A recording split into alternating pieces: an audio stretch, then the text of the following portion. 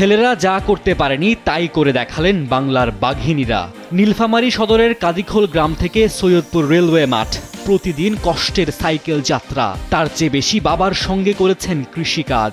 এভাবেই মাসের পর মাস কেটেছে মারুফা আক্তারের। কষ্টের পর ইতিহাসে এমন কিছু মুহূর্ত আসে যা জীবনের স্কোর কার্ডের গণ্ডি ছাড়িয়ে যায়, হয়ে ওঠে যুগান্তকারী, প্রজন্ম থেকে প্রজন্মে বয়ে চলে অনুপ্রেরণার গল্প।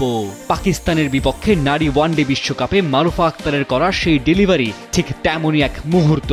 নিখুঁত ইনসুইংয়ে সিদ্রা আমিনের স্টাম্প ভেঙে উড়িয়ে দেওয়া বলটি শুধু একটি উইকেট ছিল না, ছিল স্বপ্ন, সংগ্রাম আর সাফল্যের প্রতীক। ম্যাচ শেষে সংবাদ সম্মেলনে মারুফার কণ্ঠে উঠে আসে মাতৃবন্দনা। মারিয়া বলেন, আমার মাকে ভিডিও কল দিয়েছিলাম, তিনি ম্যাচের আগে সূরা পড়ে সব সময় আমার জন্য দোয়া করেন। বাবাকে ভিডিও কল দিতে পারেনি, উনি বাটন ফোন ব্যবহার করেন, বাটন ফোনে ভিডিও কল করা যায় না। মারুফার এমন পারফরমেন্সের পর লঙ্কান কিংবদন্তি মালিঙ্গার চোখেও মারুফার করা ডেলিভারিটি এখন পর্যন্ত এই আসরের সেরা। পাকিস্তানের ব্যাটিং লাইনআপের প্রাণভোমরা ছিলেন সিদ্রা আমিন। দক্ষিণ আফ্রিকার বিপক্ষে সদ্য সমাপ্ত সিরিজে তার ব্যাট থেকে এসেছিল টানা 3 ইনিংসে অপরাজিত 121, 122 এবং 50 রান।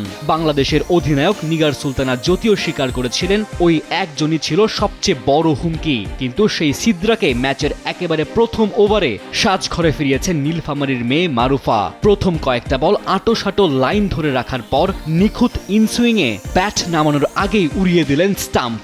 বাংলাদেশের আত্মবিশ্বাস এক লাফে আকাশ ছোঁয়া। পাকিস্তান যেন হোঁচট খেল শুরুতেই।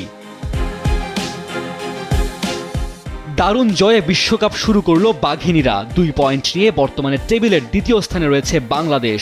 ম্যাচ শেষে মারুফা জানিয়েছেন এটা তার জীবনের প্রথম বিশ্বকাপ। 2 মাস আগে থেকেই না ঘুমিয়ে বিশ্বকাপের কথা ভেবেছে, কিভাবে এখানে অনেক ভালো করতে পারে, ম্যাচ উইনার হতে পারে সেটি নিয়ে ভেবেছে।